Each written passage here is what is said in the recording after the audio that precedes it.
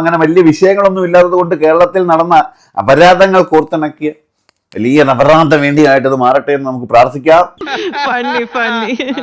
ഞാനൊരു Facebook post എഴുതി, full post എന്താണ് എന്ന് പോലും മനസ്സിലാക്കാണ്ട് നിങ്ങളടക്കമുള്ള മെയിൻ മീഡിയാസ് ഏത് രീതിയിലാണ് വളച്ചൊടിച്ച് ഇതിനെ കൊണ്ടുവന്നിട്ടുള്ളത്.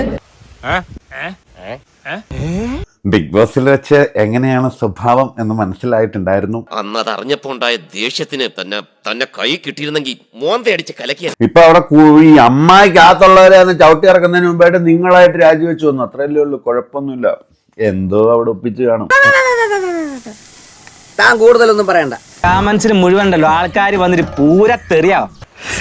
ഓക്കെ, അപ്പം ഞാൻ ഇപ്പം വന്നിട്ടുള്ളതെന്ന് പറഞ്ഞാൽ ഞാൻ ഒരു സ്ഥലത്ത് ഒളിവിലായിരുന്നല്ലോ.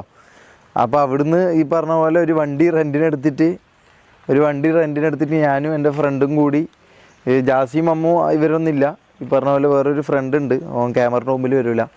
അപ്പോൾ അവന് നീ ജൂറി അവാർഡ് മേടിച്ചിട്ട് നിൽക്കുവാണല്ലോ ക്യാമറയുടെ മുന്നിൽ അവൻ വരാൻ.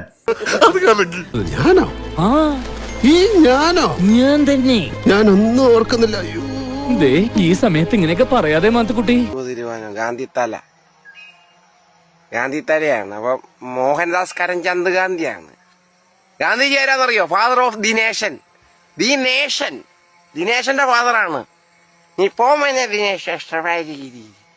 നിന്റെ ശബ്ദത്തിന് എന്താ ഒരു പരപരപ്പ്?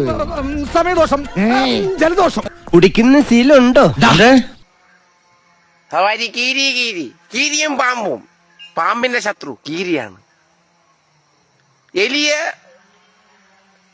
മുയല്, അണ്ണാന്, ഒവ്വാല്, കീരി, ഇവരെല്ലാം കരണ്ട് തിന്ന ജീവിയാണ്. കരണ്ട്, വൈദ്യുതി, electricity, KSB, Kerala state KSCB മലയിൽ സംവിധായകൻ.